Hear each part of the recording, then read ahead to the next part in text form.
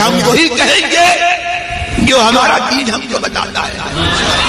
عمل کرو تو تمہارا بھلا ہے، نہیں کوئی عمل کرے تو نقصان ہمارا نہیں ہے، اسی کا نقصان ہے. الحمدللہ رب العالمین والعاقبۃ للمتقین والصلاة والسلام علی سید الانبیاء والمرسلین وعلی آلہ واصحابہ الطیبین الطاہرین، اما بعد. فاعوذ باللہ من الشیطان الرجیم، بسم اللہ الرحمن الرحیم. اذا زلزلت الارض زلزالها صدق اللہ العظیم. قال النبی صلی اللہ تعالی علیہ وسلم من عرف نفسه فقد عرف ربه، صدق رسول اللہ صلی اللہ تعالی علیہ وسلم. غوث الاعظم بمنید سر ساما مدد، قبلہ دی مدد، کعبہ ایما مدد. بگرداب بلا افتاد کشتی، ضعیفان شکستہ رات پشتی، بہت خواجہ عثمان ہارون. مدد کن یا معین الدین چشتی، مدد کن یا معین الدین چشتی، مدد کن یا معین الدین چشتی. اسٹیج پر جلوہ فرما علماء کرام و مبلغین سنی دعوت اسلامی و حاضرین سنی اجتماع، السلام علیکم ورحمۃ اللہ وبرکاتہ. آئیے میرے ساتھ مل کر بآواز بلند کریں، الصلاۃ والسلام علیک یا رسول اللہ، الصلاۃ والسلام علیک یا نبی اللہ، الصلاۃ والسلام علیک یا حبیب اللہ، الصلاۃ والسلام علیک یا نور اللہ، صلی اللہ تعالی علیہ وسلم. اعلی حضرت امام احمد رضا خان فاضل بریلوی رضی اللہ تعالی عنہ ارشاد فرماتے ہیں، رزق خدا کھایا پیا، فرمان حق تالا کیا. رزق خدا کھایا کیا، فرمان حق تالا کیا. ترس کرم شکر کرم، ترس سزا یہ بھی نہیں وہ بھی نہیں. پیارے آقا صلی اللہ تعالی علیہ وسلم کے پیارے دیوانوں، آج جس آیہ کریمہ کی تلاوت کرنے کا میں نے شرف حاصل کیا، اور میں نے حضور صلی اللہ تعالی علیہ وسلم کی ایک چھوٹی سی مشہور و معروف حدیث پاک تلاوت کرنے کا شرف حاصل کیا ہے. قرآن مقدس کی وہ آیت کی میں نے تلاوت کی جو آیہ کریمہ مسلمان کے بچے بچے کو یاد ہے، اور حضور صلی اللہ تعالی علیہ وسلم کی اس حدیث مبارکہ کی تلاوت کرنے کا میں نے شرف حاصل کیا ہے جو طبقہ صوفیہ کے اندر تصوف کی منزل کو پار کرنے کے لیے سب سے اہم سمجھی جاتی ہے. میرے پیارے آقا صلی اللہ تعالی علیہ وسلم کے پیارے دیوانوں، چونکہ آج کی میری گفتگو اصلاح معاشرہ پر بھی ہوگی اور اہل سنت کے اس عظیم صوفی، وہ مرد مومن، وہ مرد کامل، یعنی ہم شفیع غوث اعظم حضور پرنور شہزادہ اعلی حضرت سرکار حضرت علامہ الحاج آل رحمان مصطفیٰ رضا خان عرف مفتی اعظم رضی اللہ تعالی عنہ کی بارگاہ بے پناہ میں ہم کو خراج تحسین پیش کرنا ہے. میرے پیارے آقا صلی اللہ تعالی علیہ وسلم کے پیارے دیوانوں، آپ میری گفتگو کو بڑی توجہ سے سماعت فرمائیں. انشاءاللہ تبارک و تعالی سرکار مفتی اعظمین کی زندگی کے مختلف گوشے بھی آپ کے سامنے پیش کروں گا، اور آیت کریمہ کے کچھ گوشے بھی آپ کے سامنے پیش کرنے کی سعادت حاصل کروں گا. میرے پیارے آقا صلی اللہ تعالی علیہ وسلم کے پیارے دیوانوں، قرآن نے انسان کو وہ عظمت اور وہ بلندی عطا فرمائی ہے کہ دوسرے کسی مذہب کی کتاب میں وہ بلندی اور وہ مقام انسان کو عطا نہیں کیا ہے۔ میرے پیارے آقا صلی اللہ تعالی علیہ وسلم ارشاد فرماتے ہیں کہ اللہ تبارک و تعالی نے تاج کرامت پوری مخلوق میں اگر کسی کو عطا فرمایا ہے تو وہ حضرت انسان ہے۔ اللہ تعالیٰ نے تاج خلافت اگر پوری مخلوق میں کسی کو عطا فرمایا ہے تو وہ حضرت انسان ہے۔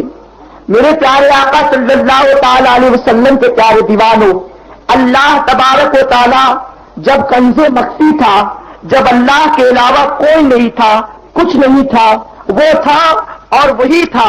اللہ تبارک و تعالیٰ نے کسی مخلوق کی تخلیق کرنے کا ارادہ فرمایا۔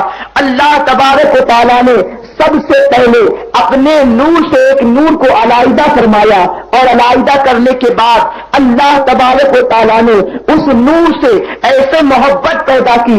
اللہ تبارک و تعالیٰ اس نور سے اتنی محبت کرتا رہا، اتنی محبت کرتا رہا کہ اسی نور کی محبت میں اللہ تبارک و تعالیٰ نے مخلوق کی تخلیق کرنے کا ارادہ فرمایا۔ اللہ تعالیٰ نے انسان کو پیدا کرنے سے پہلے زمین کو پیدا فرمایا، اللہ نے انسان کو پیدا کرنے سے پہلے آسمان کو پیدا فرمایا، اللہ نے انسان کو پیدا کرنے سے پہلے چاند و سورج کو پیدا فرمایا، اللہ نے انسان کو پیدا کرنے سے پہلے غرض سے اس کی تمام انسانی ضروریات کے لوازمات کو پیدا فرمایا۔ مگر پروردگار عالم نے پھر انسان کو نہیں پیدا کیا، بلکہ اللہ تعالیٰ نے زمین پر جنوں کے بستی کو بتا دیا، اور اللہ نے جنوں کو حکم دیا کہ میں نے تم کو اپنی عبادت کے لیے پیدا کیا ہے، تم میری عبادت کرنا، میرے احکامات پر عمل کرنا۔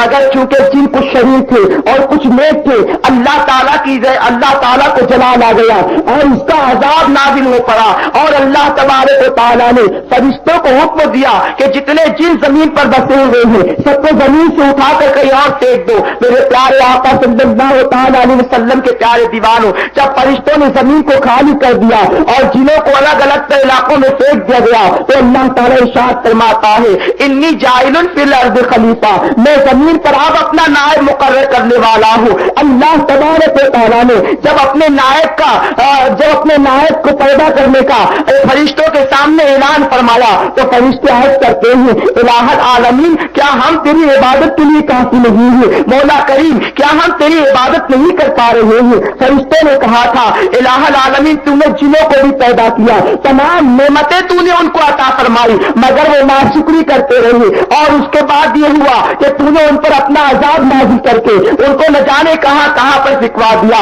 مولا، جب تو انسان کو پیدا کرے گا تو انسان بھی پیدا ہونے کے بعد اسی طریقے سے کرے گا، وہ تیری نافرمانی کرے گا، وہ تیری نافرمانی کرے گا، وہ تیرے احکامات پر عمل نہ کرے گا۔ اس لیے مولا، ہم تیری بارگاہ میں عبادت کرنے کے لیے تیار ہیں، ہم تیری بارگاہ میں ہمیشہ تسبیح و تحلیل بیان کرتے ہیں۔ اللہ تعالیٰ ارشاد فرماتا ہے انی عالم و مالا تعلمون، جو میں جانتا ہوں وہ تم نہیں جانتے۔ اور پھر اللہ تعالیٰ نے انسان کی تخلیق فرمائی۔ اب اللہ تعالیٰ نے جب انسان کو پیدا کیا تو انسان کو یوں ہی نہیں پیدا کر دیا گیا، بلکہ انسانوں میں اللہ نے سب سے پہلے آدم علیہ السلام کو پیدا فرمایا۔ حضرت آدم علیہ السلام کو کیوں پیدا کیا گیا؟ تھوڑی سی توجہ چاہتا ہوں میرے پیارے آقا صلی اللہ تعالی علیہ وسلم کے پیارے دیوانوں، اللہ تبارک و تعالیٰ اگر چاہتا تو آدم سے پہلے کسی کو پیدا کرتا اور پھر بعد میں اللہ تعالیٰ آدم علیہ السلام کو پیدا فرماتا، مگر اللہ نے پہلے نبی کو پیدا فرمایا۔ اللہ نے پہلے صرف انسان کو پیدا نہیں کیا، بلکہ اللہ نے اس انسان کو پیدا کیا جو اس کی معرفت کا جام حاصل کر چکا تھا، جو اس کے قوم سے مالا مال ہو چکا تھا، غرض کے جو ہدایت کا پیکر بن کر کے تشریف لایا تھا۔ تو اللہ تبارک و تعالیٰ نے روزی اول ہی سے انسان کی پیدائش سے پہلے ہی پروردگار نے اس کی ہدایت کا انتظام فرما دیا، تاکہ انسان جب پیدا ہو جائے تو یوں ہی اس کو چھوڑ نہ دیا جائے، یوں ہی بے آرامی کا شکار نہ ہو جائے انسان۔ اس کے لیے اللہ نے پہلے نبی کو پیدا فرمایا، تاکہ جب انسان پیدا ہوگا اور پیدا ہونے کے بعد اگر اگر وہ بے راہی کا شکار ہونا چاہے گا، اگر وہ صراط مستقیم سے ہٹنا چاہے گا، تو اس سے پہلے نبی کو پیدا کر دیا جائے تاکہ نبی اس کو اللہ کی معرفت کے جام عطا کر سکے، نبی اس کو اللہ عز و جل کی تعلیمات سے آشنا کرا سکے۔ پیارے آقا صلی اللہ علیہ وسلم کے پیارے دیوانے، پھر اللہ تعالیٰ نے انسان کو پیدا فرمایا اور انسان کے لیے تمام نعمتوں کو عام فرما دیا، اور پھر اللہ تعالیٰ ارشاد فرماتا ہے وَاشْكُرُونِي وَلَا تَكْفُرُونَ کہ اب اللہ کی نعمتوں کا تم پر شکر ادا کرنا ضروری ہے، اب تم ناشکری نہیں کر سکتے، اب جو ناشکری کرے گا اللہ تعالیٰ کا عذاب اس پر نازل ہوگا۔ میرے پیارے آقا صلی اللہ تعالیٰ علیہ وسلم کے پیارے دیوانوں، اللہ کی نعمتیں حاصل کرنے کے بعد جو انسان اللہ تعالیٰ کا شکر ادا کرے گا، اللہ کی نعمتیں حاصل کرنے کے بعد جو اللہ تعالیٰ کے احکامات پر عمل کرے گا، اللہ تعالیٰ اس کو مزید نعمتیں عطا فرمائے گا، اللہ تعالیٰ مزید اس کو نعمتیں دے گا، اور جو نعمتیں حاصل کرنے کے بعد اللہ تبارک و تعالیٰ کے احکامات پر عمل کرنے کی بجائے اس کو پسے پشت ڈال دے گا، تو اللہ تعالیٰ کا عذاب اس پر کیسے نازل ہوگا بتاتا ہوں۔ اللہ پر میرا مولا ارشاد فرماتا ہے اذا زلزلت الارض زلزالہا کہ اللہ پر جب زلزلے کے جھٹکے آئیں گے، ذرا سوچو تو صحیح اللہ تعالیٰ قرآن کریم میں کس انداز سے تذکرہ فرما رہا ہے۔ اللہ تعالیٰ فرماتا ہے اور جب زلزلے کے جھٹکے آئیں گے، جب زمین ہلنے لگے گی تو انسان افسوس کے ساتھ کہے گا ارے یہ کیا ہو رہا ہے، انسان یہ کہے گا ارے یہ کیا ہو رہا ہے۔ جب زمین پھٹنے لگے گی، اپنے خزانوں کو اگلنے لگے گی، تو انسان پریشان ہو جائے گا، انسان حیران ہو جائے گا۔ میرے پیارے آقا صلی اللہ علیہ وسلم کے پیارے دیوانوں، پھر اللہ فرماتا ہے اور وہ گرے در گرے داخل ہوگا۔ پیارے آقا صلی اللہ تعالی علیہ وسلم کے پیارے دیوانوں، اس کا مطلب مولا بیان فرما رہا ہے کہ جو نمازی ہے وہ نمازی کے گروہ کے ساتھ داخل ہوگا، جو شرابی ہے وہ شرابی کے گروہ کے ساتھ داخل ہوگا، جو غازی ہے وہ غازیوں کے گروہ کے ساتھ داخل ہوگا، جو شہید ہے وہ شہداء کے گروہ کے ساتھ داخل ہوگا۔ کہاں داخل ہوگا؟ اللہ تبارک و تعالیٰ نے جو مقام کی تخلیق فرمائی ہے۔ میرے پیارے آقا صلی اللہ تعالیٰ علیہ وسلم کے پیارے دیوانوں، آج مسلمان اللہ تعالیٰ کے احکامات کو بھول کر کے نہ جانے کہاں کہاں بھٹک رہا ہے، بے راہی کا شکار ہو چکا ہے۔ میرے پیارے آقا صلی اللہ تعالیٰ علیہ وسلم کے پیارے دیوانوں، مگر آؤ میں آپ کو بتاؤں، جب بھی مسلمانوں کے سامنے اللہ تعالیٰ کے احکامات کو پیش کیا جاتا ہے تو لوگ سوچنے پڑ جاتے ہیں، آخر بار بار لوگ نماز ہی کا تذکرہ کرتے ہیں، آخر بار بار لوگ گناہ کو چھوڑنے ہی کا تذکرہ کرتے ہیں۔ میرے پیارے آقا صلی اللہ علیہ وسلم کے پیارے دیوانوں، ہاں میں آپ کو بتانا چاہتا ہوں، آپ نے اخبارات کے ذریعے سے پڑھا ہوگا افغانستان کے اندر جو زلزلے کے جھٹکے نمودار ہوئے ہیں، آخر یہ زلزلے کیوں آتے ہیں؟ اس سے پہلے بھی 26 جنوری کو غالباً گجرات کی سرزمین پر جو زلزلہ آیا تھا، مالیگاؤں کی سرزمین پر بھی آیا تھا، مگر کچھ اور بھوج کے اندر کتنا نقصان ہوا تھا۔ آخر یہ تمام معاملات کیوں ہوتے ہیں؟ زمین پر زلزلے کے جھٹکے کیوں نمودار ہوتے ہیں؟ حدیث پاک کی روشنی بتانے کی کوشش کروں گا۔ آج اگر افغانستان کی سرزمین پر زلزلہ نمودار ہوا ہے تو کل ہندوستان میں بھی ہو سکتا ہے، اس لیے بر وقت آگاہ کیا جا رہا ہے۔ یہ ہماری ذمہ داری ہے کہ ہم تمہیں آگاہ کر دیں، اور یہ تمہاری ذمہ داری ہے بلغوا انی ولو آیا کے تحت کہ آپ جو سن رہے ہیں اسے دوسروں تک پہنچا دیں۔ یہ ضروری نہیں ہے کہ اگر آپ کسی دوسرے تک پہنچانا چاہیں تو آپ کو پہلے مدرسے کی سند دینا پڑے گی، ایسا نہیں ہے، بلکہ اگر آپ پہنچانا چاہیں تو اللہ اور رسول کا جو پیغام ہے دوسروں تک پہنچا سکتے ہیں۔ میرے پیارے آقا صلی اللہ علیہ وسلم کے پیارے دیوانوں، عرض یہ کر رہا تھا کہ زلزلے کیوں آتے ہیں؟ اللہ کے رسول صلی اللہ تعالیٰ علیہ وسلم کی بارگاہ میں حضرت ابن عباس رضی اللہ تعالیٰ عنہ عرض کرتے ہیں یا رسول اللہ یہ زلزلے کے جھٹکے کیوں نمودار ہوتے ہیں؟ اللہ کے رسول ارشاد فرماتے ہیں مفہوم حدیث سے کہ جب اللہ تبارک و تعالیٰ قیامت کو نازل فرمائے گا، جب قیامت آنے والی ہوگی اور جب قیامت کا نزول ہونے والا ہوگا تو سب سے پہلے زمین کو جنبش دی جائے گی، زمین ہلنا شروع ہو جائے گی، لوگ परेशानी के आलम में, इसी में मैं होंगे कि जमीन कैसी हिल रही है, जमीन को कैसे झटके आ रहे हैं, तो वो उसके अंदर सब दब चुके होंगे। अल्लाह के रसूल फरमाते हैं कि ज़लज़ले इसलिए नमूदार किए जाते हैं जब जमीन पर गुनाह आम हो जाता है, जब जमीन पर ज्यादती आम हो जाती है, जब जमीन पर यतीमों का माल खाने को हलाल तसव्वुर कर लिया जाता है, जब जमीन के ऊपर ज़िना करने को आर्ट समझा जाता है, उस वक्त तो अल्लाह के ज़लज़ले नमूदार होते हैं। अल्लाह अपनी निशानी का इजहार फरमाता है, ऐ लोगों क़यामत बिल्कुल करीब है, अब ज़लज़ले के झटके नमूदार हो रहे हैं, इसलिए सोए हुए इंसानों अब बेदार हो जाओ, सोने का वक्त नहीं है। कुरान कहता है फातबिरु या उलिल अबसार, ए आंख वालों, अल्लाह ने जो तुमको आंखें अता फरमाई है, आंखें पिक्चर का पोस्टर देखने के लिए नहीं दी है, आंखें किसी गैर महरम के चेहरा देखने के लिए नहीं दी है, आंखें सिनेमा देखने के लिए नहीं दी है, बल्कि अल्लाह तबारक व तआला ने जो तुमको आंखें अता फरमाई है, फातबिरु या उलिल अबसार, आंखें अता की गई है इबरत हासिल करने के लिए। आज अफगानिस्तान वालों पर ज़लज़ले नमूदार हुए हैं, ज़लज़ले का अज़ाब आया है, कल हम पर भी आ सकता है, तो हमको तैयारी करनी चाहिए। अब इससे बचने का क्या इलाज है? अल्लाह के रसूल इरशाद फरमाते हैं दुनिया के अंदर हर मुसीबत का इलाज है, हर परेशानी का इलाज है, तो इस मुसीबत का क्या इलाज है? तो अल्लाह के रसूल खुद इरशाद फरमाते हैं कि तुम कसरत से तौबा करो और अपने सर को सज्जे में रख दो, अल्लाह की रहमत को जोश आ जाएगा, अल्लाह तबारक व तआला तुम पर रहम फरमाएगा और इंशाअल्लाह ज़लज़ले आने की बजाय अल्लाह की रहमतों का नुज़ूल होगा।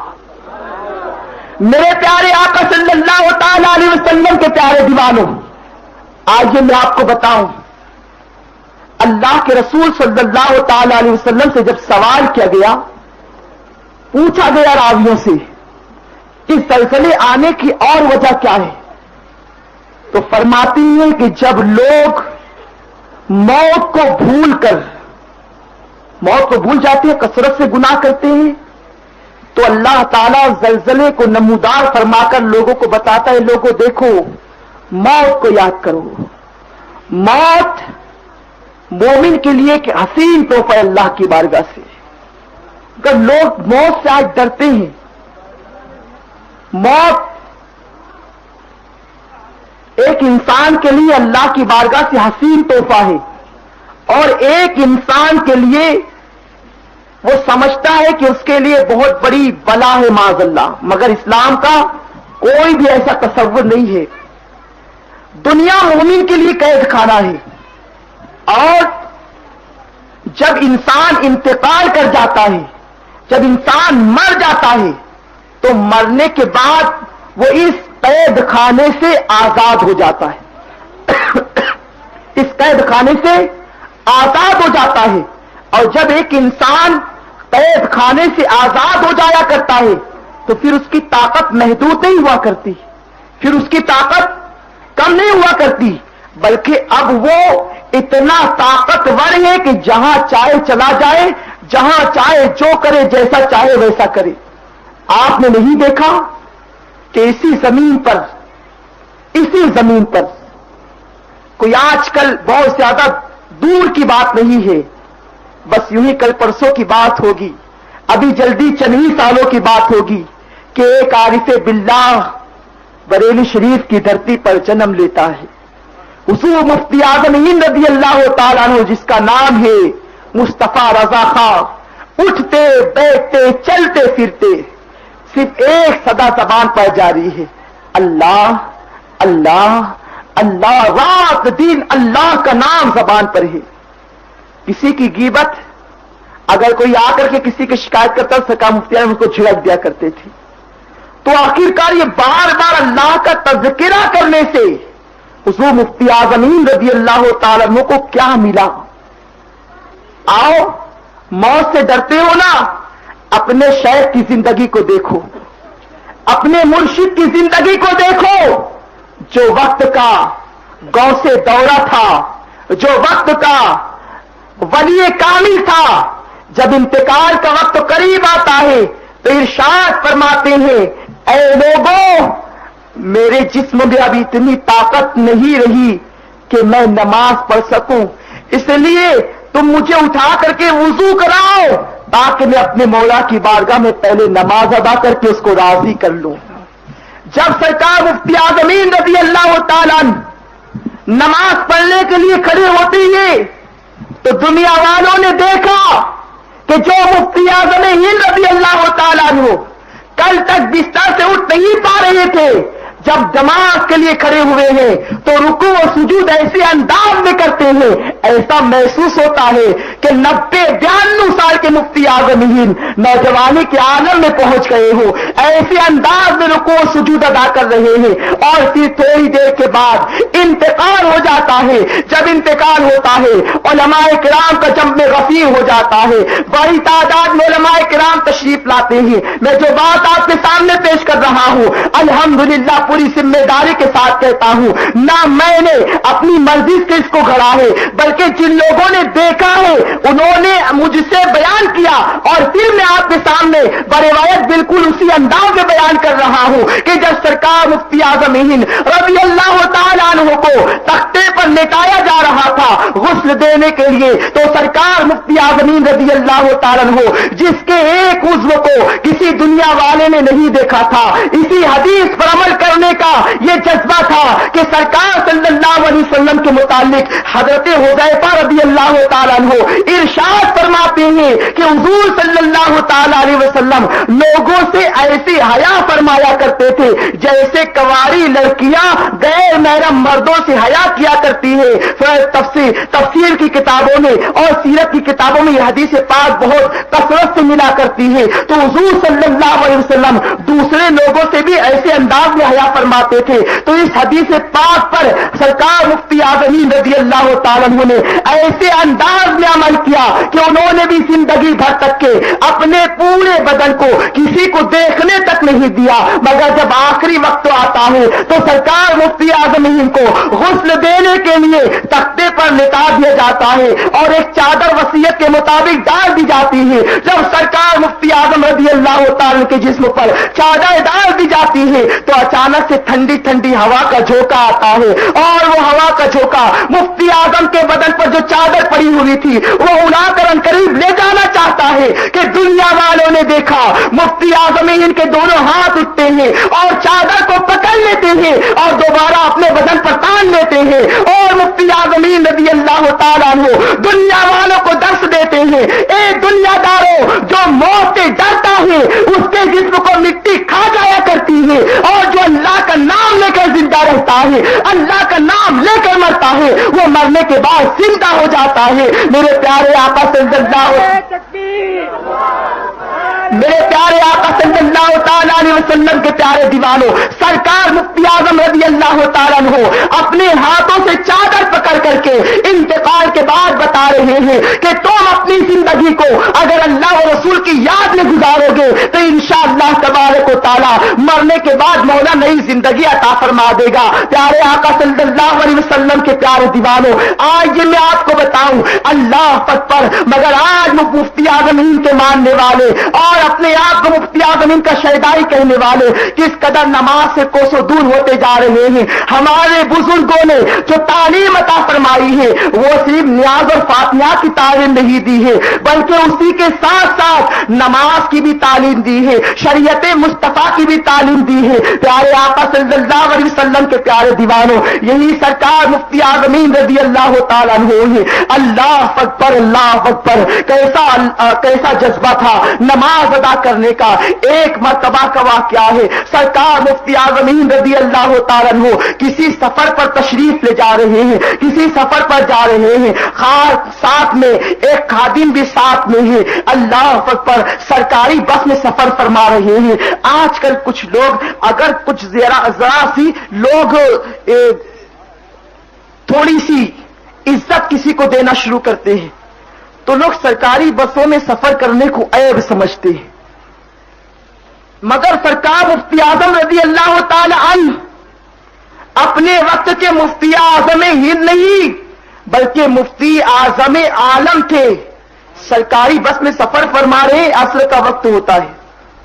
सरकार ने खादिम से कहा कि ड्राइवर को बोलो कि वो गाड़ी रोक दे ताकि मैं असर की नमाज पढ़ लूं, मगर خادم نے جا کر کہا کہ نماز کے لیے گاڑی روک دو, بس 2 رکعت نماز ہم 1 منٹ میں پڑھیں گے اور اس کے بعد تم گاڑی شروع کر دینا. مگر وہ کہتا ہے کہ یہ سرکاری بس ہے, یہ آپ کے گھر کی بس نہیں ہے, کہیں بھی گاڑی نہیں رک سکتی. اب جب اسٹیشن آئے گا تو ہی گاڑی رکے گی, جب اسٹاپ آئے گا تو ہی گاڑی رکے گی. سرکار مفتی اعظم رضی اللہ تعالیٰ کے چہرے کو وہ خادم دیکھتے رہے اور وہ خادم نے الحمدللہ, میں نے ان کی زیارت کی, انہوں نے مجھے بتایا, میں نے ان سے پوچھا, انہوں نے بتایا کہ بس ان قریب سورج غروب ہونے والا تھا کہ میں نے دیکھا کہ وہ چیخ چیخ کر رہے تھے, اللہ میری نماز, اے اللہ میری نماز, اے اللہ میری نماز. اس طریقے سے مفتی اعظم رضی اللہ تعالیٰ عنہ زور زور سے صدائیں لگا رہے ہیں, پروردگار تو نے مجھ پر نماز فرض فرمائی ہے, اے اللہ تو ہی ادا کروانے والا ہے. اتنا کہنا تھا کہ سرکار مفتی اعظم رضی اللہ تعالیٰ کے زبان سے اتنے ہی جملے نکلے تھے کہ کیا دیکھا کہ گاڑی کا ایک ٹائر اچانک پنچر ہوا. سرکار مفتی اعظم رضی اللہ تعالیٰ نے جب گاڑی کو رکتے دیکھا تو خوش ہو گئے, اور خوش ہونے کے بعد اطمینان کے ساتھ اترے اور نماز ادا کی. نماز ادا کرنے کے بعد جب وہ انہوں نے مڑ کر کے دیکھا تو ڈرائیور نے گاڑی کا چارج دوسرا لگا چکا تھا اور پھر گاڑی چلنے کو تیار ہو گئی. عرض یہ کرنا چاہتا ہوں کہ ایک بندہ اگر سچے دل سے نمازوں کی پابندی کرنا چاہے تو اللہ تعالیٰ اس پر اسباب مہیا فرما دیتا ہے. اگر آج ہم کسی سے سوال کریں آپ نماز کیوں نہیں پڑھتے, مولانا ٹائم نہیں ملتا, لوم چلانا پڑتا ہے, مقادمی کرنی پڑتی ہے, دکان پہ بیٹھنا پڑتا ہے, یہ کرنا پڑتا ہے, وہ کرنا پڑتا ہے, 17 بہانے نماز نہیں پڑھنے کے. آپ کو مفتی اعظمین کا یہ واقعہ بتانے کے بعد یہی ذہن دینا چاہتا ہوں کہ مفتی اعظم ہند اگر اللہ کی بارگاہ میں دعا کرے نماز کی توفیق کے لیے تو چلتی ہوئی گاڑی کو مولا اپنی قدرت کاملہ سے روک سکتا ہے. تو اگر ہم کوشش کریں تو کیا ہم اپنے کاروبار سے وقت نہیں نکال سکتے؟ اللہ اکبر. میرے آقا صلی اللہ تعالی علیہ وسلم ایک مرتبہ ارشاد فرماتے ہیں, میرا جی چاہتا ہے کہ میں کسی کو کہوں کہ وہ اذان کہہ دے اور کسی کو کہوں کہ وہ نماز پڑھا دے, اور میں بستیوں میں نکل جاؤں, میں گلیوں میں نکل جاؤں اور ان گھروں کو آگ لگا دوں جس گھر کے لوگ نماز پڑھنے کے لیے مسجد میں حاضر نہیں ہوئے. نماز کا وقت ہو رہا ہے, مؤذن حی علی الصلاۃ حی علی الفلاح کی صدائیں بلند کر رہا ہے, کوئی ہوٹلوں پر بیٹھا ہے, کوئی سو رہا ہے, کوئی ٹی وی دیکھ رہا ہے. افسوس مسلمانوں, اگر ہماری یہ کیفیت رہی تو اللہ تعالیٰ نے سابقہ امتوں کے بیانات قرآن مقدس میں فرما کر کے ہم کو بتا دیا, اگر آپ اللہ کا حکم نہیں مانو گے, ہم اللہ کے حکم سے روگردانی کریں گے تو اللہ کے عذاب کا انتظار کرو. آج یہ میں آپ کو بتاؤں, حضرت موسیٰ علیہ السلام کی قوم پر جو عذاب نازل کیا گیا ان کی کون سی غلطی تھی, کس غلطی کی بنیاد پر اللہ نے ان پر عذاب نازل فرمایا؟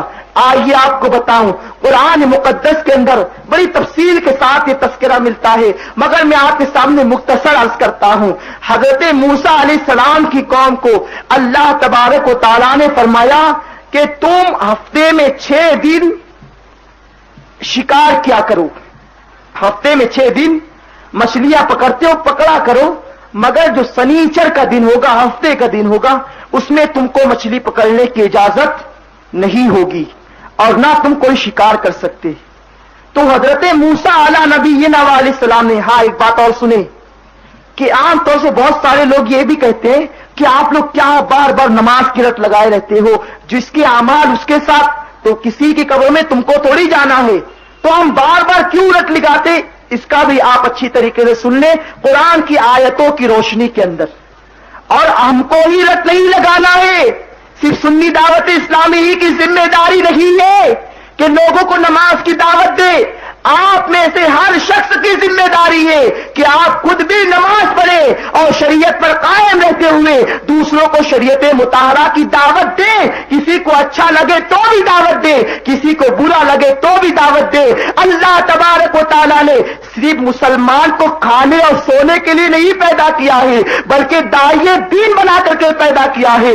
ہر شخص کی ذمہ داری ہے کہ وہ دوسروں تک دین کی دعوت پہنچائے. پیارے آقا صلی اللہ علیہ وسلم کے پیارے دیوانوں, آئیے میں آپ کو بتاؤں تو اللہ تعالیٰ نے فرمایا, اے موسیٰ آپ اپنی قوم کو بتا دیں کہ سنیچر کے دن انہیں مچھلیاں نہیں پکڑنا ہے, کوئی شکار نہیں کھیلنا ہے. اب اللہ تبارک و تعالیٰ جس چیز سے منع کرتا ہے, توجہ سے سنیں, جس چیز سے منع کرتا ہے اللہ تبارک و تعالیٰ اس کے بعد جس کو منع کیا گیا ہے ایسا محسوس ہوتا ہے کہ وہ چیز اس کے لیے کرنے میں آسان ہو گئی.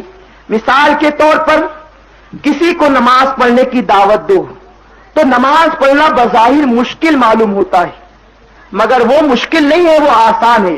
شیطان نے ہمارے دماغ میں بھر دیا کہ نماز پڑھنا مشکل ہے, داڑھی رکھنا مشکل ہے, شریعت پر چلنا مولانا لوگ کا کام ہے. یہ ہمارے دماغ میں شیطان نے بھر دیا ہے. اور سنیما میں جانا مجھے تو بہت زیادہ مشکل لگتا ہے, مگر لوگوں کو کیسے آسان لگتا میرے سمجھ میں نہیں آتا. ایک ہمارے بہت عزیز نے ہم سے بتایا کہ لوگ اتنی کثیر تعداد میں سنیما میں کیوں جاتے ہیں, آخر اس کی وجہ کیا ہے. اور وہ پہلے جاتے تھے, بعد میں انہوں نے چھوڑ دیا. تو بتا رہے تھے کہ مولانا پہلے تو جا کر کے کچھ پیسوں سے ٹکٹ خریدنا پڑتا ہے, اگر نہیں ملے تو پھر بلے کل آنا پڑتا ہے, اور پھر اس کے بعد نمبر لگاؤ, دھکے کھاؤ, پھر اس کے بعد جھگڑا فساد ہوتا, سر فٹول ہوتی, اتنے سارے معاملات ہوتے ہیں. اس کے باوجود لوگ سنیما میں جاتے. مسجد میں ایسا ہوتا کیا؟ جواب دے بھائی, ایسا ہوتا ہے, مگر مسجد میں جانا مشکل لگتا ہے اور سنیما میں جانا آسان لگتا ہے. تو یہ شیطان کا کمال ہے. تو اسی طریقے سے اللہ نے منع فرمایا مچھلیاں مت پکڑنا, مگر سنیچر ہی کے دن اللہ تعالیٰ ان کا امتحان. تو اسی طریقے سے اللہ نے منع فرمایا مچھلیاں مت پکڑنا, مگر سنیچر ہی کے دن اللہ تعالیٰ ان کا امتحان لینے کے لیے کہ یہ لوگ شریعت پر عمل کرنے میں کتنے سچے ہیں, کتنے پاک دامن ہیں. تو سنیچر کے دن اور دنوں کے علاوہ ندی میں اور دریا میں زیادہ مچھلیاں آنے لگی. وہ لوگ دیکھتے, جمعہ کو ہم دیکھتے ہیں تو اتنی مچھلیاں نہیں آتی, پیر کو دیکھتے ہیں تو اتنی مچھلیاں نہیں آتی, سنیچر کی روز مچھلیاں اوپر نظر آتی. مفسرین فرماتے ہیں کہ سنیچر کی روز ان کو مچھلیاں اوپر تیرتی نظر آتی ہے. تو ان کا دل للچانے لگا کہ کاش کہ سنیچر کو بھی ہم کو مچھلیاں پکڑنے کی اجازت ہوتی, سنیچر کو بھی ہم مچھلیاں پکڑتے, شکار کھیلتے. پھر انہوں نے کیا کیا کہ ایک آئیڈیا نکالی. جس طریقے سے آج لوگ سود کو جائز کرنے کے لیے طرح طرح کی آئیڈیا نکال رہے ہیں, اور جو چیزیں حرام اور ناجائز ہیں ان کو جائز کرنے کے لیے طرح طرح کی آئیڈیا نکال رہے ہیں. تو انہوں نے بھی ایک آئیڈیا نکالی. کیا آئیڈیا تھی سنیں, کہ انہوں نے ندی سے ایک نہر نکالی, چھوٹی چھوٹی نہر, ہر قبیلے کے لحاظ سے وہ لوگ نکالتے رہے, اور ایک بڑا گڑھا اس کے اندر انہوں نے بنا دیا. اب جو مچھلیاں سنیچر کی روز آتی تو وہ بہ کر کے گڑھے کے اندر داخل ہو جاتی, اور پھر اتوار کی صبح یہ جاتے جلدی سے اور وہ مچھلیوں کو پکڑ لیتے, اور اس پر اتنا خوش ہوتے کہ ہم نے ناجائز کام بھی نہیں کیا اور ہم نے شکار بھی کھیل لیا.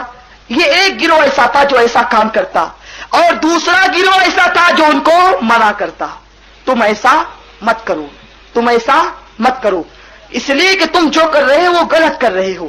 اور جو تیسرا گروہ تھا وہ نہ ان کو منع کرتا اور وہ نہ ان کو کرنے کا حکم دیتا, نہ ان کے ساتھ شامل ہوتا. بنی اسرائیل میں کتنے گروپ ہو گئے؟ 3 گروپ ہو گئے اس وقت. تو ایک شکار کھیلنے والوں کا, دوسرا منع کرنے والوں کا, اور تیسرا خود رکنے کا مگر دوسروں کو منع نہیں کرنے کا. تو یہ 3 گروپ ہو گئے. انہوں نے بہت منع کیا مگر نہیں مانے. تو پھر جو لوگ منع کرتے ہیں انہوں نے کہا کہ اللہ کا عذاب تم پر نازل ہو جائے گا اور ہم تمہارے ساتھ ساتھ ہم پر بھی عذاب نازل ہوگا, اس لیے ہم ایسا کرتے ہیں اگر تم اس سے باز نہیں آؤ گے تو ہم تمہارے اور ہمارے درمیان سے ایک دیوار اٹھا دیں گے, پھر تم کو جو چاہنا وہ کرنا. اب انہوں نے دیوار اٹھا دی, اور دوسرا گروہ تھا وہ ان سے مل جل کر رہے، نہ منع کیا نہ سد باب کیا، کچھ نہیں کیا۔ اب اس کے بعد بنی اسرائیل کا یہ گروپ جب سو گئے سب لوگ، تو دوسرے دن جو یہ نیک لوگ اٹھے جو منع کرتے تھے، تو انہوں نے دیکھا ارے دیوار کے پیچھے سے آواز بھی نہیں آ رہی ہے، کچھ معاملہ بھی نہیں ہو رہا ہے، ذرا جھانک کر دیکھو تو کیا معاملہ ہے۔ تو اس کے بعد جب جھانک کر دیکھا گیا تو جو لوگ شکار کرتے تھے ان کا منہ اللہ نے بندر کی طرح کر دیا، اللہ نے خنزیر کی طرح کر دیا، اور جو لوگ خود بھی نہیں کرتے تھے اور منع بھی نہیں کرتے تھے ان کا منہ بھی اللہ نے خنزیر کی طرح اور بندر کی طرح کر دیا۔ اب جو لوگ منع کرتے تھے وہ پریشان ہوئے، یا اللہ ان پر کیسا عذاب نازل ہوا، یہ تو گناہ کرتے تھے مگر یہ لوگ نہیں کرتے تھے، پھر اس کے بعد ان پر عذاب کیسے نازل ہوا؟ تو اللہ کا فرمان آتا ہے کہ جو گناہ کرتا ہوا دیکھے، جو گناہ ہوتا ہوا دیکھے اور اس کے بعد اس کا سد باب نہ کرے، اس کے بعد اس کا سد باب نہ کرے، تو وہ بھی گناہ کرنے کے برابر ہے، گناہ میں شامل ہونے کے برابر ہے۔ اب وہ انسان پر بھی اللہ کا عذاب نازل کر دیا جائے گا۔ پھر جب وہ لوگ دیوار کو فاندنے کے بعد وہ نیک لوگ جب گئے اور جا کر کے ان کے پادریوں نے ان سے کہا، دیکھا ہم نے تم کو منع کیا تھا مگر تم نے ہماری بات نہیں مانی اور تم لوگ اللہ تعالیٰ کی نافرمانی کرتے رہے، اللہ سے نہ ڈرتے رہے، اللہ تعالیٰ نے تم پر عذاب نازل فرما دیا۔ اللہ تعالیٰ نے تم پر کیسا عذاب نازل کیا؟ اب چونکہ وہ لوگ بول نہیں سکتے تھے، ان کی آنکھوں سے آنسو جاری تھے، اب عذاب آنے کے بعد تم توبہ نہیں کر سکتے، آج لے ان کی پناہ، آج مدد مانگ ان سے، آج لے ان کی پناہ، آج مدد مانگ ان سے، پھر نہ مانیں گے قیامت میں اگر مان گیا۔ اے دیوان گانش کے رسول، اس کے بعد 3 دن گزرے اور 3 دن کے بعد ان پر موت واقع ہو گئی۔ عرض کرنے کا مقصد و مدعا یہ ہے کہ اللہ تبارک و تعالیٰ کے غضب و عذاب کو دعوت نہ دو، آج موقع ہے، آج اللہ کی بارگاہ میں سچی توبہ کریں، توبہ کرنے سے اللہ راضی ہوتا ہے، توبہ کرنے سے اللہ خوش ہوتا ہے۔ پیارے آقا صلی اللہ علیہ وسلم کے پیارے دیوانوں، بڑے بڑے پاپیوں نے جب اللہ کی بارگاہ میں سچے دل سے توبہ کی تو اللہ تعالیٰ نے ان کی توبہ کو قبول فرمایا۔ جب ان کی توبہ قبول ہوئی تو وہ وقت کے بڑے بڑے کتب بن گئے، وقت کے بڑے بڑے اولیاء بن گئے۔ میرے پیارے آقا صلی اللہ علیہ وسلم کے پیارے دیوانوں، وہ حضرت جنید بغدادی اللہ تعالی عنہ بڑے مغرور آدمی تھے، بڑے تکبر کیا کرتے تھے، ان کو اپنی قوت و طاقت پر بہت ناز تھا، مگر جب توبہ کی تو توبہ کرنے کے بعد جب ان کے انتقال کا وقت قریب آیا تو ایک بزرگ رضی اللہ تعالیٰ عنہ خواب میں دیکھتے ہیں کہ وہ عرش اعظم کو اپنے کاندھے سے اٹھائے ہوئے ہیں۔ جب وہ خواب دیکھتے ہیں تو خواب کی تعبیر پوچھنے کے لیے وہ حضرت جنید بغدادی کے پاس جاتے ہیں، اور جانے کے بعد جیسے ہی بغداد شریف پہنچتے ہیں تو پہنچنے کے بعد ان کو معلوم ہوتا ہے کہ ایک حضرت جنید بغدادی کا انتقال ہو گیا، اور سامنے سے جو جنازہ جا رہا ہے وہ حضرت جنید بغدادی کا ہے۔ فٹ سے جنازے کو کاندھا دیتے ہیں، دوڑ کر جب جنازے کو کاندھا دیتے ہیں تو کاندھا دینے کے بعد ان کی ملاقات ایک بزرگ سے ہو جاتی ہے، حضرت سعید سے ہو جاتی ہے۔ وہ حضرت سعید سے سوال کرتے ہیں، اے میرے بزرگوں، میں نے ایسا ایسا خواب دیکھا ہے، اس کی تعبیر کیا ہے؟ تو فرماتے ہیں، ارے نادان، تو نے ابھی حضرت جنید کے جنازے کو کاندھا دیا ہے، یہی اس خواب کی تعبیر ہے۔ اللہ کا ولی عرش اعظم سے کم نہیں ہوا کرتا، اللہ کے ولی کا مقام و مرتبہ عرش اعظم سے اولا ہوا کرتا ہے، عرش اعظم سے زیادہ ہوا کرتا ہے، اس لیے کہ اللہ کے ولی کے دل میں اللہ تعالیٰ کے جلووں کا نزول ہوا کرتا ہے، اللہ تبارک و تعالیٰ کے جلووں کا نزول ہوتا ہے۔ پیارے آقا صلی اللہ علیہ وسلم کے پیارے دیوانوں، توبہ کرنے کے بعد جب ایک ایسا انسان اللہ کا اتنا عظیم ولی بن سکتا ہے تو آج ہم بھی سچے دل سے توبہ کریں۔ آؤ پلٹ آؤ مسلمانوں، اللہ تعالیٰ کا قرآن ہم کو دعوت دے رہا ہے۔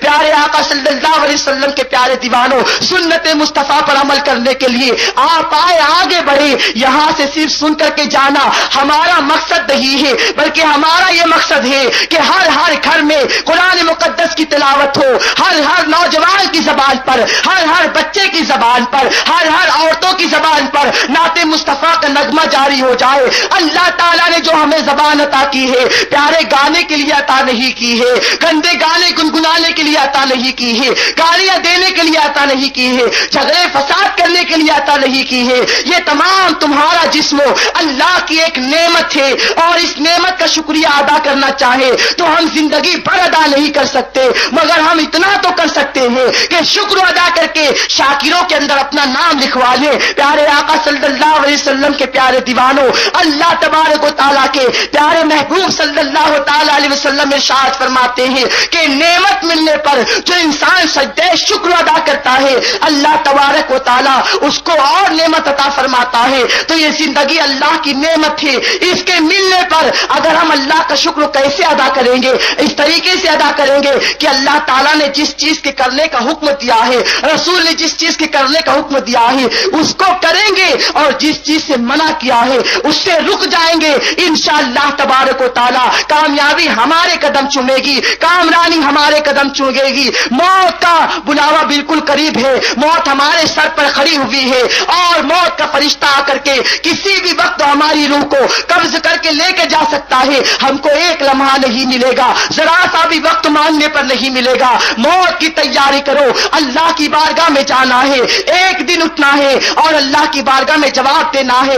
اللہ تعالیٰ نے وقت جیسی عظیم نعمت عطا کی ہے، اس وقت کی اہمیت کو جانے، اللہ کی بارگاہ میں سجدہ ریز ہو جائے۔ پیارے آقا صلی اللہ تعالی علیہ وسلم کے پیارے دیوانوں، اس وقت تک کہ نہ سوئے جب تک کہ قرآن مقدس کی تلاوت نہ کر لیں، پانچوں وقت کی نماز پابندی کے ساتھ ادا کرنے کی کوشش کریں۔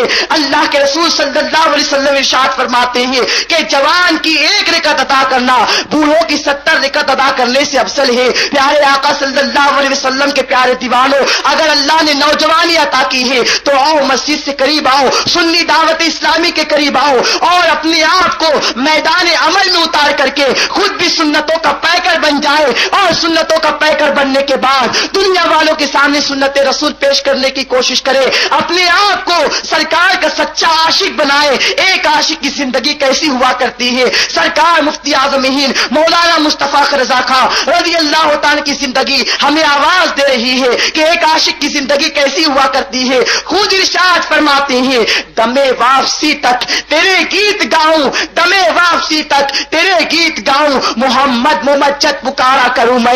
یہ دل اگر آپ کسی سے محبت کرے گا تو آج سے یہ طے کر کے اٹھو، حضور صلی اللہ علیہ وسلم کی سنتوں سے محبت کرے گا۔ یہ نگاہیں اگر کوئی کتاب پڑھے گی تو رسول اکرم صلی اللہ علیہ وسلم کی سیرت پڑھے گی، اگر یہ نگاہیں کسی چیز کا مطالعہ کرے گی تو مصحف قرآن کا مطالعہ کرے گی۔ یہ ہاتھ اگر کسی طرف اٹھیں گے انشاءاللہ نیکیوں کی طرف اٹھیں گے۔ اگر ہم نے اپنی زندگی کو سرکار صلی اللہ علیہ وسلم کی سیرت پر چلتے ہوئے گزار دیا تو اللہ تبارک و تعالیٰ کا یہ وعدہ ہے، فقد فاز فوزا عظیما۔ اللہ تبارک و تعالیٰ ہمارے ساتھ وعدہ فرما رہا ہے، اللہ تعالیٰ بڑی سے بڑی کامیابیاں تم کو عطا فرمائے گا۔ کامیابیاں تمہارے لیے ہیں، کامرانیاں تمہارے لیے ہیں۔ وانتم الاعلون ان کنتم مؤمنین، اگر تم مومن بن جاؤ گے تمام کامیابی و کامرانی تمہارے لیے ہے، تمام دنیا کی کامیابی تمہارے لیے ہے، آخرت کی کامیابی تمہارے لیے ہے۔ اگرچہ تم مومن بن جاؤ، اور مومن کب بنتا ہے انسان؟ جب تک وہ اپنے آپ کو پہچان لے تم امت رسول ہو، آخری امت ہو، خیر امت ہو۔ اللہ تعالیٰ نے تمہارا تذکرہ قرآن کریم میں خیر کے ساتھ کیا ہے۔ تم وہ ہو جس کو اللہ چاہتا ہے، تم وہ جس سے اللہ محبت فرماتا ہے۔ اپنے مقام و مرتبے کو جانو مسلمانوں، کہیں ایسا نہ ہو کہ اللہ تبارک و تعالیٰ کی نعمتیں ملنے کے بعد ہم اپنے وقار کو، ہم اپنی زندگی کو بھول جائیں اور اللہ کا عذاب نازل ہو جائے۔ اللہ کے رسول ارشاد فرماتے ہیں، من عرف نفسہ فقد عرف ربہ، جو اپنے آپ کو پہچان لیتا ہے وہ اللہ کو پہچان لیتا ہے، اور جو اللہ کو پہچان لیا کرتا ہے وہ عارف باللہ بن جاتا ہے، وہ عارف باللہ بن جاتا ہے۔ پھر وہ چلتا ہے اور زمین کو حکم دیتا ہے تو زمین اس کا حکم مانتی نظر آتی ہے۔ من کان للہ کان اللہ لہ، جو اللہ کا ہو جاتا ہے اللہ اس کا ہو جاتا ہے، زمین پر اس کا حکم چلتا ہے، آسمانوں پر اس کا حکم چلتا ہے۔ جب وہ بیٹھتا ہے تو جنگل شاہراہ حیات بنیاد بن جایا کرتا ہے۔ میرے پیارے آقا صلی اللہ علیہ وسلم کے پیارے دیوانوں، زندگی کا ایک ایک لمحہ اہم ہے، اپنے مقام کو پہچانے۔ انشاءاللہ تعالی پھر کبھی موقع ملا تو آپ کے سامنے انسانی عظمت کے تصور کے عنوان کے نام سے انشاءاللہ تعالی کچھ معروضات قرآن و حدیث کی روشنی میں پیش کرنے کی سعادت حاصل کروں گا۔ آج اتنا ہی بتا دینا چاہتا ہوں پیارے آقا صلی اللہ علیہ وسلم کے پیارے دیوانوں کہ ایک انسان جب اپنے آپ کو پہچان کر اللہ کی بارگاہ میں سربا سجود ہو جاتا ہے تو اس کا کیا عالم ہوتا ہے۔ سرکار مفتی اعظمین کی آخری کرامت بیان کر کے آپ کے سامنے سے رخصت ہونا چاہتا ہوں۔ پیارے آقا صلی اللہ علیہ وسلم کے پیارے دیوانوں، میں الحمدللہ سنی دعوت اسلامی کا ادنا سا خادم ہونے کی بنیاد پر اللہ کا لاکھ لاکھ شکر و احسان ہے کہ ہندوستان کے بہت سارے علاقوں میں جانے کا شرف حاصل ہوا۔ میں ایک مرتبہ رمضان شریف کی شب قدر کے موقع پر ادے پور میں سنی دعوت اسلامی کا اجتماع تھا جس میں فقیر کو مقرر کی حیثیت سے یاد کیا گیا تھا۔ میں جب وہاں پر پہنچا تو پہنچنے کے بعد ایک شخص سے مجھے ملایا گیا۔ میں نے ملا، بالکل وہ خوبصورت گورے چہرے جیسا تھا۔ تو میں نے دیکھنے کے بعد، چونکہ اخباری نمائندے بھی وہاں موجود تھے، تو میں نے دیکھنے کے بعد یوں محسوس کیا کہ شاید یہ اخباری نمائندوں کے ساتھ آیا ہوگا، مسلمان نہیں ہوگا۔ تو میں نے اس کو کچھ نظر انداز کر دیا کہ الحمدللہ سنی دعوت اسلامی کا یہ بھی ایک ضابطہ ہے کہ جو دنیا دار لوگ اپنے آپ پر تکبر اور غرور کرتے ہیں تو اس کو اسی طریقے سے نظر انداز کر دیا جاتا۔ تو وہ اخباری نمائندے کچھ تکبر کے انداز سے مسلمانوں پر دہشت گردی وغیرہ کا الزام لگا رہے تھے اور بہت لمبی چوڑی باتیں کر رہے تھے۔ میرا تراویح کا وقت بھی جا رہا تھا تو میں تھوڑا سا پریشان تھا، اتنا سارا تھکا بھی تھا، مگر میں نے جب اس کو دیکھا تو میں سمجھا کہ وہ بھی غیر مسلم ہوگا۔ تو ہمارے وہاں پر مولانا شاکر القادری جو ہیں سنی دعوت اسلامی کے وہاں کے نگراں ہیں، انہوں نے کہا ان سے ملیے کہ یہ ایک ایسے خاندان سے تعلق رکھتے ہیں کہ جو سرکار مفتی اعظمین کے فیض کی وجہ سے ایمان لائے۔ میں کہا کہ وہ کیسے؟ تو انہوں نے بتایا، ذرا غور سے سننا۔ وہاں شاکر القادری صاحب نے بتایا کہ ایک مرتبہ آج سے 25 سے 27 سال پہلے حضور مفتی اعظم رضی اللہ تعالیٰ عنہ ادے پور پروگرام کرنے کے لیے تشریف لے گئے تھے۔ دیکھو اپنے آپ کو پہچاننے کی بات میں کر رہا ہوں۔ ادے پور تشریف لے گئے۔ ادے پور تشریف لے جانے کے بعد وہاں پر ایک مارواڑی خاندان وہاں پر رہتا تھا۔ تو اس گھرانے میں کئی دن ہو گئے تھے شادی کو، ایک عورت کو کئی دنوں سے اولاد نہیں تھی۔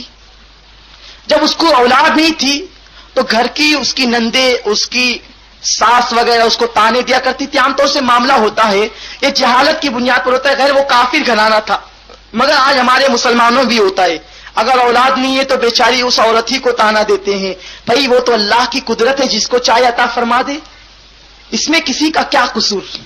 تو اس سے بچنا چاہیے، یہ جہالت ہے۔ تو اس کو روزانہ تانا دیا جاتا تھا۔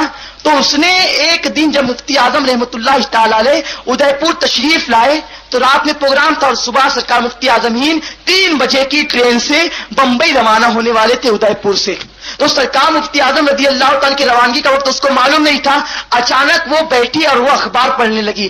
اخبار پڑھتے پڑھتے اس نے اخبار کو پھینکا اور اپنی ساس کو چیلنج کرتی ہے کہ اب میں جا رہی ہوں، یا تو اولاد لے کر آؤں گی یا پھر زندہ واپس نہیں آؤں گی۔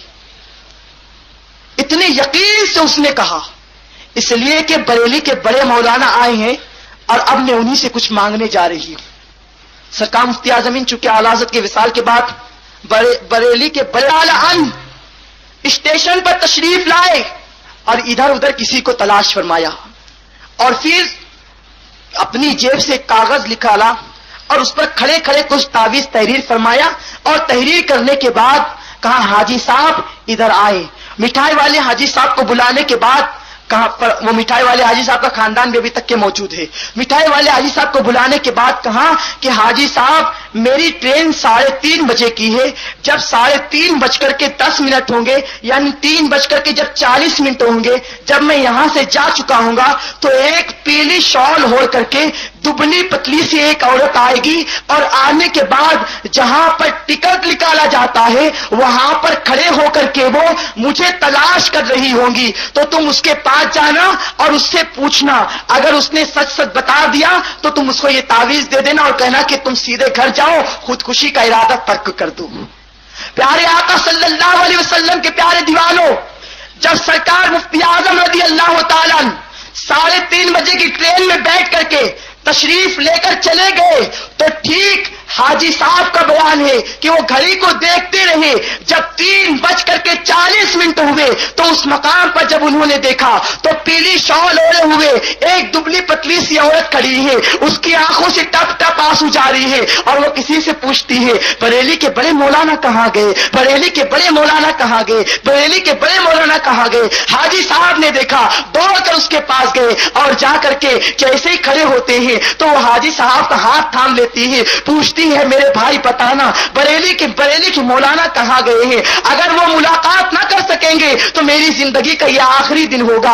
अल्लाह अकबर। सरकार मुफ्ती आजम रज़ी अल्लाह तआला के उस सच्चे गुलाम ने जब देखा तो अकीदत में अंगड़ाई ली और अंगड़ाई लेने के बाद फरमाते हैं, ए खातून, बरेली के बड़े मौलाना तो जा चुके हैं मगर तेरा तावीज मांगने से पहले दे करके गए हैं और ये तावीज ले जाकर के तू अपने घर चली जाना, और मौलाना ने कहा है कि खुदकशी का इरादा तर्क कर दो, सीधे घर चली जाओ, अल्लाह तुमको बेटा अता फरमाएगा। जब इतना सुनना था कि वो कहती है मौलाना की जय हो, बड़े मौलाना की जय हो, ये कहती हुई वो घर को चली जाती है और जाने के बाद अभी साल भर भी मुकम्मल नहीं हुआ था कि अल्लाह तबारक व तआला ने चार की तरह उनको खूबसूरत बेटा अता फरमा दिया। जब वो बेटा पैदा होता है तो पैदा होने के बाद वो खुद भी मुसलमान हो जाती है और अपने छोटे से बच्चे को लेकर सरकार मुफ्ती आजमीन की बारगाह में जाती है, उसका पूरा खानदान मुसलमान हो जाता है। मुफ्ती आजमीन से बैत होने के बाद उसके बाद उसने पूरी जिंदगी के लिए अपनी आने वाली नस्लों को वसीयत कर रखी है कि जब भी आला हजरत रज़ी अल्लाह तआला के खानवादे में जिस किसी का भी उर्स रहेगा तो आने वाले हिंदुस्तान भर के तमाम मेहमानों को खाना हमारी तरफ से खिलाया जाएगा, इसलिए कि जो मेरी नस्ल चली है ये मेरे मुफ्ती आजमीन की दुआओं का सदका है। ए दीवानगान इश्क रसूल, मोमिन की वो शान होती है कि मोमिन किसी का मोहताज नहीं हुआ करता, मोमिन तो दस्तगीरी क्या करता है। ये मुफ्ती आजमीन की जिंदगी पैगाम दे रही है, अगर तुम भी मोमिन बन जाओगे, हम भी मोमिन बन जाएंगे तो मोहताज नहीं रहेंगे, दस्तगीरी करने वाले बन जाएंगे। फकत इतनी सी बात है कि मुसलमान अपने मौला की बारगाह के अंदर वापस पलट आए और शरीयत मुस्तफा के दामन को मजबूती से थाम ले। अगर मुफ्ती आजम हिंद रज़ी अल्लाह तआला का तस्करा करना चाहूं तो शबहा गुजर जाए, कहां कहां तक मैं अपने उस महबूब का तस्करा करूं। जब देखो तो सरकार मुफ्ती आजम हिंद की एक एक अदा पर दर्जनों करामतों का ज़हूर नजर आता है, मगर मैं वो इंसान नहीं हूं कि मुफ्ती आजमीन की करामतें देखते जाऊं, सुनाते जाऊं और खुश होता जाऊं, बल्कि हमारे नजदीक तो अहले सुन्नत व जमात के नजदीक तो करामत बहुत बड़ी चीज नहीं है, करामत से बड़ी चीज है शरीयत मुस्तफा पर इस्तिकामत, शरीयत मुस्तफा पर अमल। इसलिए अहले सुन्नत के नजदीक सबसे बड़ी करामत यह है कि इंसान शरीयत का पाबंद रहे। शरीयत की जिसमें जितनी पाबंदी होगी, इन्ना अक्रमकुम इंदल्लाहि अत्काकुम, करामत वाला अल्लाह के नजदीक उतना महबूब नहीं होगा जितना महबूब शरीयत पर अमल करने वाला होगा। मगर शरीयत पर अमल उसी वक्त तो काम आ सकता है जब तक के दिल के अंदर इश्क रसूल मौजूद हो। मुफ्ती आजम सरकार के आशिक भी थे, सरकार के सच्चे आशिक भी थे और शरीयत पर अमल करने वाले भी थे। इसीलिए तो अर्ज करते हैं, खुदा एक पर हो तो एक पर मोहम्मद, अगर कल वो अपना दोबारा करूं मैं, कौन कहता है अल्लाह पर। मेरे मुफ्ती आजम हिंद अल्लाह के रसूल के सच्चे आशिक थे, वो आरिफे बिल्लाह थे। ऐ दीवानगान इश्क रसूल, आओ आज मुफ्ती आजम हिंद रज़ी अल्लाह तआला अन्हु की जिंदगी से मुताल्लिक जो आपने सुना है उस पर अमल करने की कोशिश करें और आज ही के दिन से दुआ करें कि अल्लाह ताला सरकार मुफ्ती आजम रज़ी अल्लाह तआला अन्हु के सदका व तुफैल में हम सबको सुन्नत रसूल पर अमल करने और उसे आम करने का जज्बा अता फरमाए। ये सुन्नी दावत इस्लामी की तहरीक जो पूरी दुनिया में फैली ہے. میں پورے یقین سے کہتا ہوں یہ سرکار مفتی اعظمین کا صدقہ ہے، اس لیے کہ حضور امیر سنی دعوت اسلامی جب چھوٹی سی عمروں کو طے کر رہے تھے، مفتی اعظم جب جوناگڑھ ان کے گھر تشریف لے جاتے ہیں تو ایک ٹوپی پیش کرتے ہیں اور فرماتے ہیں اللہ تبارک و تعالیٰ ان سے دین کی خوب خدمت لے.